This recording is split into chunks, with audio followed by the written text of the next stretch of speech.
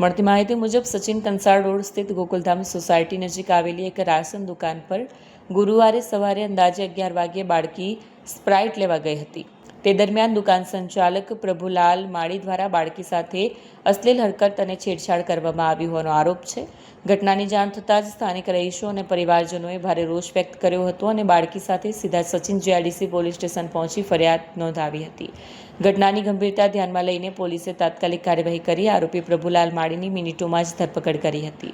આજે પોલીસે આરોપીની ઘટના સ્થળે લઈ જઈ ક્રાઇમ સીનનું રિકન્સ્ટ્રક્શન કર્યું હતું. આ દરમિયાન મોટી સંખ્યામાં સ્થાનિક લોકો એકત્રિત થયા હતા અને સુરત પોલીસ જિંદાબાદના નારા લગાવ્યા હતા. પોલીસે સ્થાનિક લોકોને સમજાવ્યું કે જો કોઈપણ દુકાનદાર અથવા વ્યક્તિએ આવી હરકતો કરે તો તરત જ પોલીસના ટોલ ફ્રી નંબર પર જાણ કરવી, જેથી કડક કાયદેસરની કાર્યવાહી કરી શકાય. હાલ પોલીસે સમગ્ર મામલે વધુ તપાસ હાથ ધરી છે અને આગળની કાનૂની કાર્યવાહી શરૂ કરી છે.